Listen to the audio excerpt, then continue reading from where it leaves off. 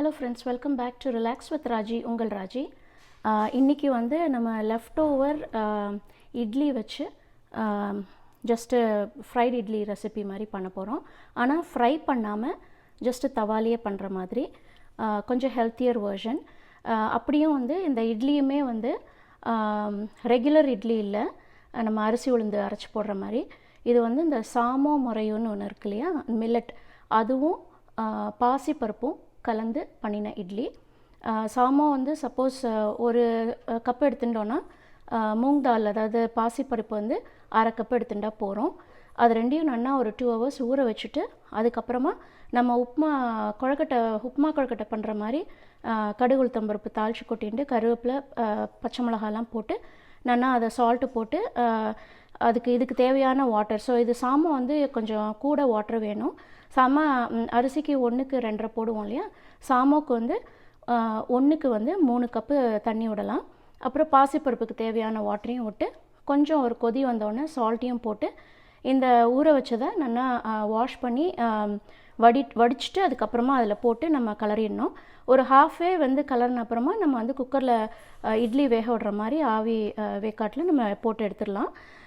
அதுக்கப்புறம் அது மிச்சம் இருக்கும் இல்லையா, சப்போஸ் இட்லி மிச்சம் இருக்குனாக்க அதை ஃப்ரிட்ஜில் வச்சுட்டு மறுநாள் எடுத்தோன்னா நல்லா கொஞ்சம் ஹார்டாக இருக்கும். ஸோ அப்போ அதை வந்து க்யூப்ஸ் மாதிரி இது மாதிரி கட் பண்ணிட்டு வெங்காயம், தக்காளி, கருவேப்பிலை, பச்சை மிளகா, அப்புறம் இதுக்கு தகுந்த காரத்தை போட்டு நான் இப்போ பண்ண போகிறேன். ஸோ இப்போ தவா வந்து சூடாக ரெடியாக இருக்குது. இதில் வந்து நம்ம எண்ணெய் விட்டுக்கலாம். வெங்காயம் தக்காளி வதக்கிறதுக்கான எண்ணெய் வேணும்.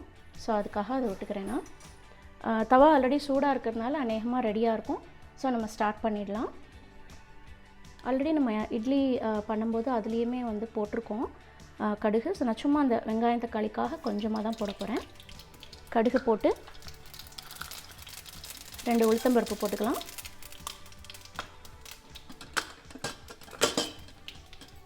ரெண்டு ஜீரகம், கொஞ்சம் பச்சை மிளகாவும் கருவேப்பிலையும்,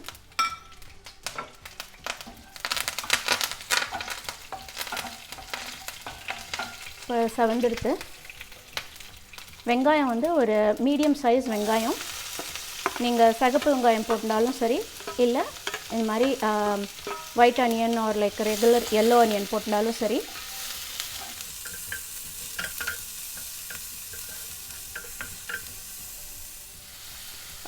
இது வதங்குற நேரத்தில் ஒன்று காமிக்கணும்னு நினச்சேன். என்னோடய டாட்டர் வந்து இப்போ பாட்ரி கிளாஸ் போயின்னு இருக்கா. அதில் வந்து எனக்காக என்னோடய சேனல் யூஸ்க்காக இந்த மாதிரி ஸ்பேச்சுலா வைக்கிற மாதிரி ஐட்டம்ஸ் பண்ணி கொடுத்துருக்கா. ஸ்பேச்சுலா வச்சுக்கிறதுனாலும் வச்சுக்கலாம், இல்லை இன்க்ரீடியன்ஸ் வச்சுக்கிறதுனாலும் வச்சுக்கலாம். ஸோ இந்த மாதிரி ஒரு 4 பீஸ் எனக்கு கொடுத்தா. ஸோ அது எனக்கு ரொம்ப சௌகரியமாக இருக்குது. இப்போ வெங்காயம் வதங்கும்போது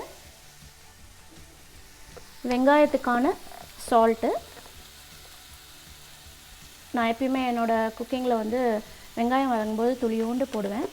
ஸோ அதனால் அதை லைட்டாக போட்டுக்கிறேன். மஞ்சப்பொடி, நீங்கள் ஜிஞ்சர் வந்து பவுடராக போட்டாலும் சரி, இல்லை கட் பண்ணி வச்சுனாலும் சரி. நான் வந்து ஜிஞ்சர் பவுடர் வச்சுருக்கேன். ஸோ இப்போ அதுதான் போட்டுக்க போகிறேன் கொஞ்சமாக. அதே மாதிரி கொஞ்சம் ஜீரா பவுடர்,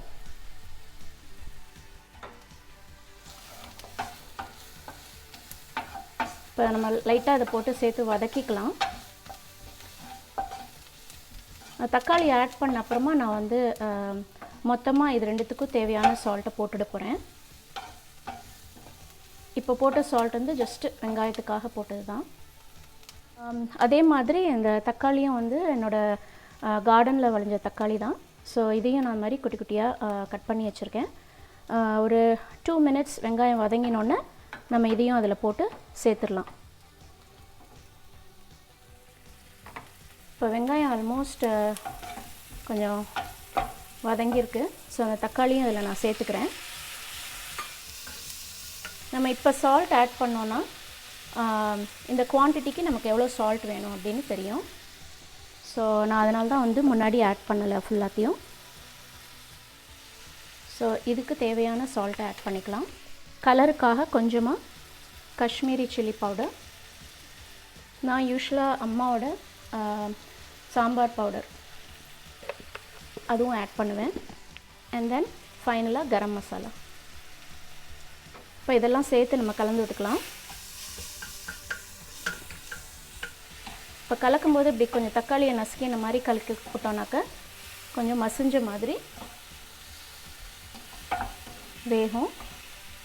ஒரு 2 நிமிஷம் இது ரெடி ஆகிடும். உடனே நம்ம அந்த கட் பண்ணி வச்சுருக்கிற இட்லியை கூட இதில் சேர்த்துடலாம்.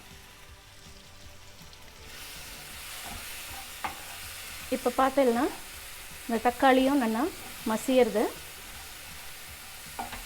நம்ம போட்ட ஸ்பைசஸ் எல்லாமே நல்லா கலந்துருக்கு. இப்படி இருக்குது. ஸோ இந்த டயத்தில் வந்து கட் பண்ணி வச்சுருக்கேன் இல்லையா, அதையும் அதில் வந்து சேர்த்துக்கலாம். இப்போ வந்து ரெகுலராக நம்ம இட்லி பண்ணும்போது இதை வந்து இன்னொரு ஆப்ஷன் இருக்குது. அதாவது இஃப் யூ வாண்ட் நீங்கள் இதை வந்து எண்ணெயில் ஃப்ரை பண்ணி ஃப்ரைட் இட்லி மாதிரி பண்ணலாம்.